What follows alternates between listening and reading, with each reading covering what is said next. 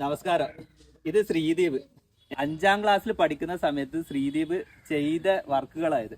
അത്രയും ഗംഭീര വർക്കുകൾ ശരിക്കും പറഞ്ഞാൽ ഈ പ്രായത്തില് ലോകത്തിൽ ആരും ചെയ്തിട്ടുണ്ടാവില്ല. എന്റെ പേര് ശ്രീദീപ്. ഞാൻ ഇപ്പൊ 10ാം ക്ലാസ് പരീക്ഷ എഴുതിയിട്ട് നിൽക്കുന്നത്. ഈ ശ്രീദീപിന്റെ ഒരു പ്രത്യേകത എന്ന് വെച്ചാൽ എല്ലാ തെയ്യങ്ങൾ ഉള്ള സ്ഥലത്തും പോയി അവിടെയുള്ള എല്ലാ തെയ്യങ്ങളെ കുറിച്ച് മൈന്യൂട്ടായിട്ടുള്ള എല്ലാ കാര്യങ്ങളും പഠിച്ച്, അതായത് ഉറക്കമൊഴിഞ്ഞ് രാത്രി ഞങ്ങള് കാവ് പോകുന്ന സമയത്ത് രാത്രി അവരവിടെ ഉണ്ടാവും. ഫുൾ ടൈം എല്ലാം അത് മുഖത്തെഴുതുന്നത്, വരക്കുന്നത്, കെട്ടുന്നതൊക്കെ കാണാൻ. അപ്പൊ അങ്ങനെ ശ്രദ്ധ കൊടുത്ത് ഓരോ തെയ്യത്തിന്റെയും പ്രത്യേകതകൾ മനസ്സിലാക്കിയിട്ട് കൃത്യമായിട്ട് സ്വന്തമായിട്ട് ചെയ്ത പണിയാ. ശ്രീദീപേ, എത്ര വെറൈറ്റി തെയ്യങ്ങളെ ഇത് ചെയ്തിട്ടുണ്ട്? ഇപ്പം മരപ്പലക ഇതായിട്ട് വെച്ച് 11 ചെയ്തിട്ടുണ്ട്. ശ്രീദീപിന്റെ ഈ കലാസൃഷ്ടിയുടെ വർക്ക് നമ്മൾ കാണുമ്പോൾ തന്നെ അറിയാം, അത്രയും മൈന്യൂട്ടായിട്ടാണ് എല്ലാം. ഇപ്പം മുഖത്തെഴുത്തായാലും അതിന്റെ ചമയങ്ങളായാലും വാളായാലും എല്ലാം ചെയ്തിരിക്കുന്നത്. അത്ര ഗംഭീരമായിട്ടാണ് ഈ വർക്കുകൾ ചെയ്തത്. ഈ പ്രായത്തില് ഇങ്ങനെ ആരും ചെയ്തിട്ടുണ്ടാവില്ല. ഇത് ആരെങ്കിലും പറഞ്ഞു തന്നിട്ട് ഇങ്ങനെ തുടങ്ങിയതാണോ, അല്ലെ സ്വന്തമായിട്ട് ഇങ്ങനെ ആശയങ്ങൾ ഉരുത്തിരിഞ്ഞതാണോ? എന്താണ് ഇതിങ്ങനെ ചെയ്യാനുള്ള ഒരു ഇൻസ്പിറേഷൻ? സ്വന്തമായിട്ട് ആക്കിയാണ്. ഇങ്ങനെ ചെറുപ്പത്തിൽ ഇങ്ങനെ തെയ്യെല്ലാം കണ്ടിട്ട് അതിന്റെ ഇഷ്ടം കൊണ്ടാക്കി.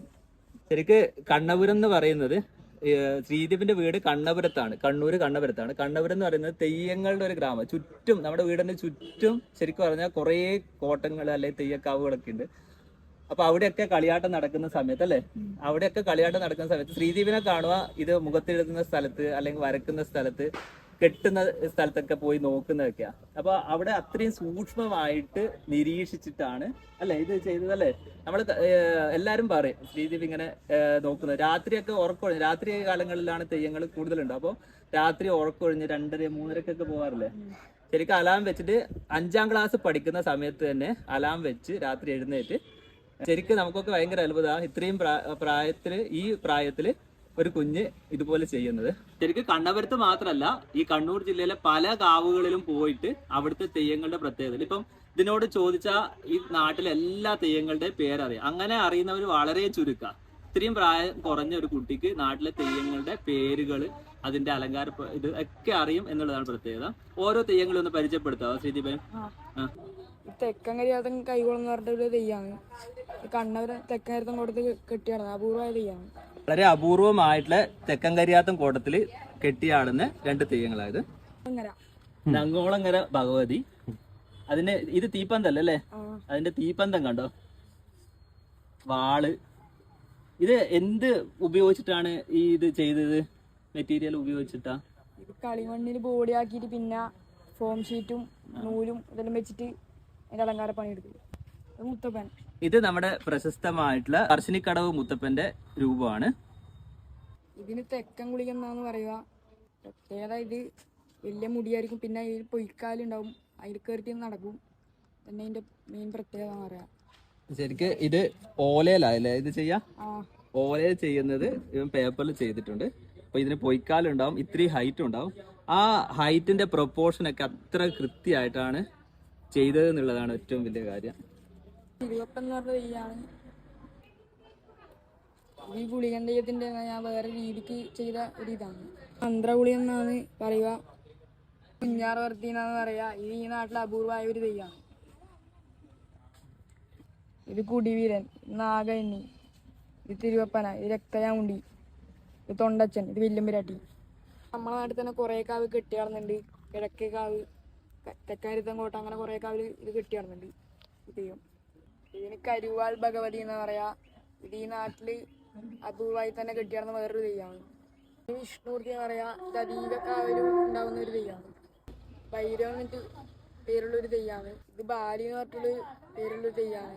പേര് കുടിവീരൻ എന്നാണ്. നേരത്തെ കാണിച്ച അതിന്റെ ചെറിയതിന്റെ വലിയ രീതിക്ക് ആക്കിയതാണ് ഇത്. ഇത് നമ്മുടെ അരമതിലയില് ശ്രീദീപ് വരച്ച ചിത്രങ്ങളാ നമ്മുടെ കൊറോണ സമയത്ത് അല്ലെ. ഇത് എങ്ങനെ വരച്ച ശ്രീദീപ്? ഇത് ഫാബ്രിക് പെയിന്റ് വരച്ചാണ്. ഫാബ്രിക് പെയിന്റിൽ വരച്ചത് 2020 അല്ലേ? കൊറോണ സമയത്തൊക്കെ വരച്ചതാ. ഒട്ടും അത് മോശമായി ഫെയ്ഡായിട്ട് പോയിട്ടുമില്ല, നല്ല രീതിയിൽ നിൽക്കുന്നുണ്ട്. വീട്ടിൽ വരുന്ന എല്ലാവരും ഇതിനെ കുറിച്ച് ചോദിക്കും. ശരിക്ക് ശ്രീദീപിനെ പോലെ ഈ പ്രായം ഇത്രയും ചെറിയ പ്രായത്തിൽ ചെയ്ത കുഞ്ഞ് ശരിക്കും ഒന്നും പഠിക്കാൻ പോയിട്ടുണ്ടായിരുന്നല്ലോ, ചിത്രകലയോ ശില്പകലയോ ഒന്നും പഠിക്കാൻ പോവാതെ മനസ്സിലുള്ള ആശയങ്ങൾ വെച്ചുകൊണ്ട് ഇത്ര ഭംഗിയായിട്ട് ഇത്ര വ്യത്യസ്തമായിട്ട് കാര്യങ്ങൾ പഠിക്കുകയും ചെയ്യുകയൊക്കെ ചെയ്യുന്ന ഇതുപോലുള്ള കുറേ കുഞ്ഞുങ്ങളുണ്ട്. ശരിക്ക് ഇവരെയൊക്കെ നമ്മളെ സമൂഹത്തിൽ റെക്കഗ്നൈസ് ചെയ്യുക, അംഗീകരിക്കുക എന്നുള്ളതൊക്കെ ഏറ്റവും പ്രധാനപ്പെട്ടതാണ്. അപ്പോൾ ശ്രീദീപിന് അങ്ങനെയുള്ള ഒരു അവസരങ്ങളൊക്കെ ഉണ്ടാവട്ടെ എന്ന് ആശംസിക്കുന്നു, അല്ല ശ്രീദീപ്? അപ്പോൾ അതിനുള്ള സാഹചര്യങ്ങൾ നമുക്ക് ശ്രീദീപിന് ഒരുക്കി കൊടുക്കണം.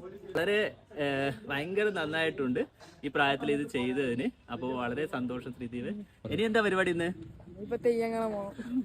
ഇന്ന് ഈ നാട്ടിലെ കാവിലെ തെയ്യാണ്. അപ്പോൾ ഇനി അടുത്ത തെയ്യം കാണാൻ പോകാൻ ഓടുന്നതിനിടയിലാണ് വിളിച്ച് ഇതുപോലുള്ള ഒരു വീഡിയോ എടുത്തത്. അപ്പോൾ ഇന്നലെ രാത്രി ഉറക്കമൊഴിഞ്ഞതിൻ്റെ ക്ഷീണം അവൻ്റെ മുഖത്തുണ്ട്. തെയ്യം കാണാൻ പോയി രാത്രി ഉറക്കമൊഴിഞ്ഞതിൻ്റെ ക്ഷീണമുണ്ട്. അപ്പോൾ ഇനി തെയ്യം കണ്ട് ഇതുപോലുള്ള രൂപങ്ങൾ ഉണ്ടാവട്ടെ. അപ്പോൾ വീട്ടിൽ നിന്നൊക്കെയുള്ള മുഴുവൻ സപ്പോർട്ട് ഉണ്ടല്ലോ അല്ലേ? വീട്ടിൽ നിന്ന് എല്ലാവരും വളരെ സപ്പോർട്ടാണ് ഇതിനൊക്കെ ചെയ്യുന്നത്. അതുപോലെ തന്നെ നാട്ടിലെ എല്ലാവർക്കും ശ്രീദീപിനെ അറിയാം ഇതുപോലെ ചെയ്യുന്നത്. പക്ഷെ പുറത്ത് ആൾക്കാർ അറിഞ്ഞു തുടങ്ങിയിട്ടില്ല ഇങ്ങനെ ഒരു കൊച്ചു കലാകാരൻ ഈ കൊച്ചു ഗ്രാമത്തിലുണ്ടെന്നുള്ളത്.